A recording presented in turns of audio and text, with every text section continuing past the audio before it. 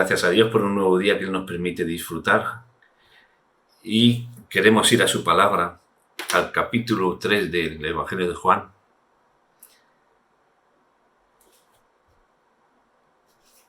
En este capítulo, que es muy conocido por todos, ¿verdad? Encontramos a Nicodemo, un principal de los fariseos, que busca a Jesús de noche para poder hablar con Él,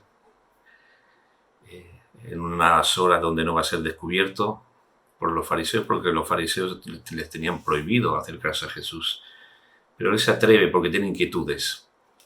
Qué bueno es atreverse, ¿verdad? En medio de los peligros, atreverse a buscar a Dios y a creer en Jesús. Y Jesús le dice varias cosas muy interesantes y le habla del nuevo nacimiento. Y hay un versículo que es el que yo quiero tocar en esta mañana, en este pensamiento, que dice: el viento sopla, el versículo 8, el viento sopla de donde quiere y oyes su sonido, mas ni sabes de dónde viene ni a dónde va.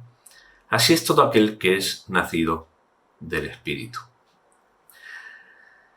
Este versículo muchas veces ha sido interpretado de una forma bastante mística, pero en realidad es bastante sencillo si lo sabemos entender bien. Claro, Jesús le está hablando a Nicodemo de una experiencia espiritual, el nuevo nacimiento, el ser un hombre o una mujer nacidos del Espíritu, es una experiencia espiritual. Y en ese sentido hace una comparación entre el espíritu y el viento.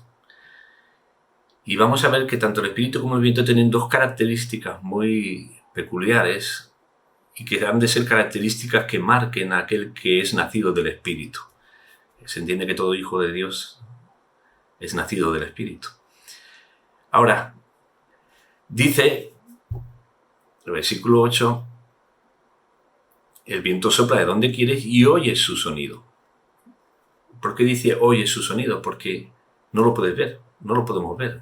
Tanto el viento como el espíritu son invisibles, pero se hacen sentir, se notan.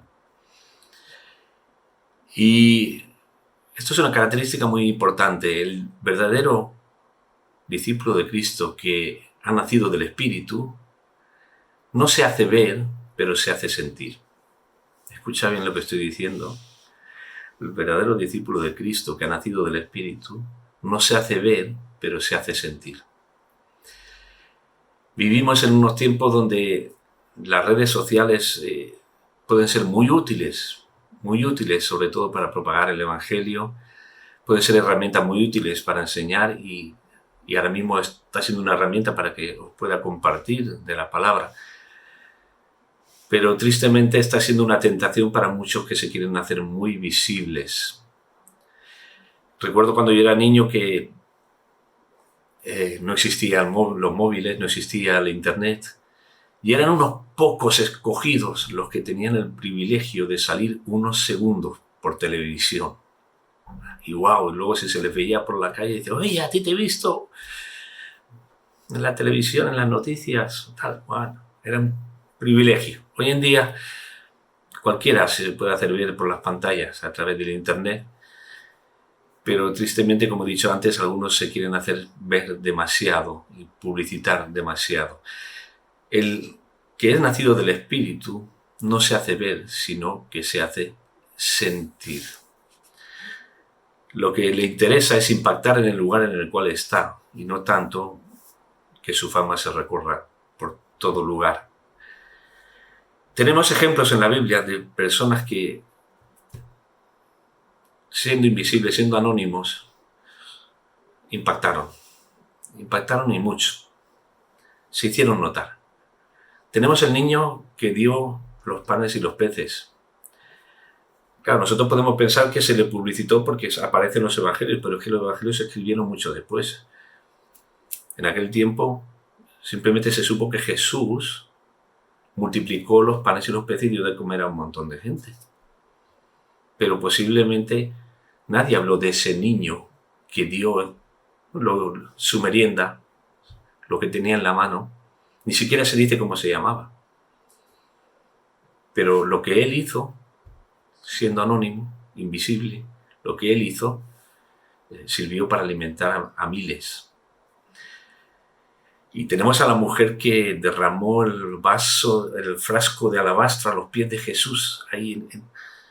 No lo hizo delante de una multitud, no, lo hizo en una casa cerrada. Además, jugándose la vida, porque si una mujer entraba en un lugar donde había una reunión de hombres, podía ser apedreada. Pero a esta mujer no le importó y derramó ese frasco, y Jesús dijo que lo que ella hizo sería conocido a lo largo de la historia, y hoy en día aún seguimos hablando de eso, pero no porque ella se publicitara, porque no lo hizo. No vemos en ninguna parte de la Escritura que ella fuera diciéndole a la gente lo que había hecho. Si lo conocemos es porque más adelante, años después, los que escribieron los evangelios se encargaron de anotar, registrar este hecho. Y tampoco sabemos su nombre, quién era. Muchos especulan, pero ¿para qué especular si es una mujer invisible? Y lo importante es lo que hizo, la enseñanza que nos transmite a nosotros. Ella impactó y nos sigue impactando en el paso del tiempo. Y hoy en día hay mucha gente que sin hacerse ver están impactando en el lugar donde están. También es cierto que algunos son demasiado anónimos porque ni se hacen ver ni se hacen sentir. No, se trata de no hacerse ver, pero hacerse sentir, hacerse notar en el lugar donde uno está. Porque si ahora que estamos sufriendo estas calores, ¿verdad? Todos sabemos, si estamos ahí en el piso sudando y de repente empieza a correr el viento, abrimos todo para que circule, y cómo cambia todo, ¿verdad? Todo cambia. Bueno, así ha de ser cuando aquel que es nacido del Espíritu es como el viento que pasa y llega a un lugar, tiene que marcar la diferencia. Algo tiene que ocurrir de bendición en ese lugar donde Dios lo ha puesto. No tiene que saberlo nadie, pero tiene que haber transformación en el lugar donde Él está. Piensa que, meditando en el cuerpo, y que la Biblia en varias ocasiones lo habla, los miembros menos visibles son los más necesarios. Podemos vivir sin manos, sin brazos, sin piernas, sin muchas cosas, pero no podemos vivir sin corazón, sin hígado, sin pulmones. Los miembros más necesarios para vivir son los que no se ven. Espero que tú y yo podamos ser de los creyentes que no se hacen ver, pero se hacen sentir. Esta es la primera parte. Mañana veremos la segunda característica del viento y seguiremos edificándonos con este mensaje que espero que haya sido de bendición para tu vida. Dios te bendiga mucho.